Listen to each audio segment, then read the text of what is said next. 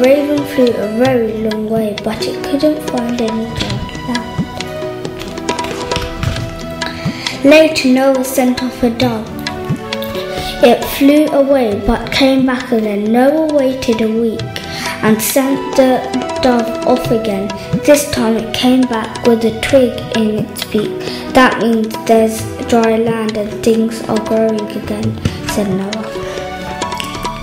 After another week, he sent off the dove again, but this time it didn't come back. Noah lifted off a cover on the ark and looked out. At last he could see land. Noah opened the door of the ark and everyone rushed out. The land was dry and the sun was shining. Spread it out all over the earth and have your families, God said to Noah and all to the other creatures. Noah looked up and thanked God for saving them from the terrible flood. In the sky was a rainbow. That is my sign, said God.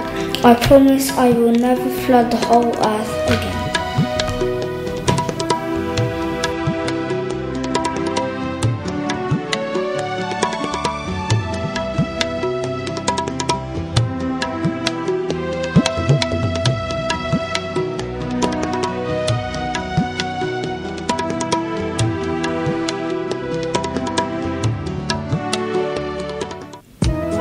Abraham was a rich man who lived in the city of Haran with his wife Sarah.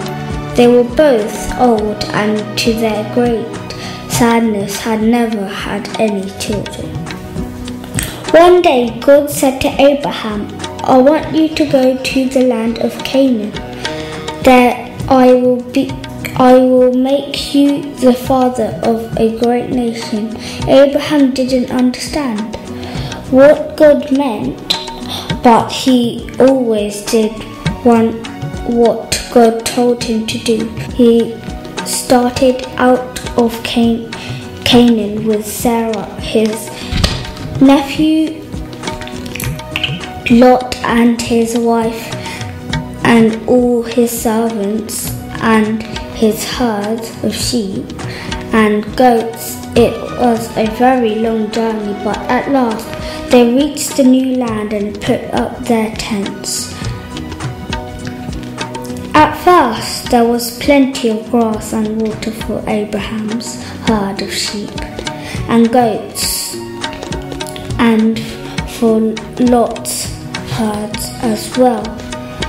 But as the years passed, the herds grew bigger and bigger and there wasn't enough food for them all. It's time for us to part, Abraham said to Lot. You can choose where you want to go. I'll go down to the valley. There's plenty of good grass and water there, said Lot. I'll stay here on the hill, said Abraham, although he knew the food and water wasn't so good. Lot and his wife said goodbye to Abraham and Sarah and led their sheep down to the valley. God again promised Abraham that he would make his family into a great nation.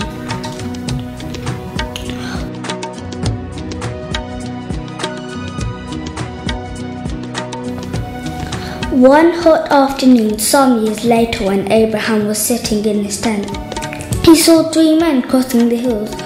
When they came nearer, he went to meet them. Come to my tent, Abraham said to the strangers. You can wash and rest there and have a meal. Sarah and the servants made fresh bread, roasted some meat on the fire and gave the 3 men bowls of milk and cheese. When the feast was over, we have a message from God for you. You and Sarah will have a baby boy. We're both much too old to have children, laughed Sarah. But the months went by and Sarah gave birth to a son. She called him Isaac. Abraham and Sarah were delighted that they had a child at last, and Abraham remembered that God had told him he would be the father of a great nation. Isaac, the son of Abraham and Sarah, grew up a strong and tall young man. Sarah had died, and Abraham decided it was time for Isaac to have a wife, but it had to be a girl from their own people who lived far away from Canaan. Abraham said to his servant, "Go to my brother Nahor to choose a wife for Isaac and bring her here. If she doesn't want to come, shall I take Isaac to her?" asked the man. "No, Isaac must stay here. God promised this land to my family," said Abraham. "She must come and live with us here." The servants began his long journey with some other servants, taking tents, camels, and presents for the girl and her family. At last, he stopped at a well outside the city walls.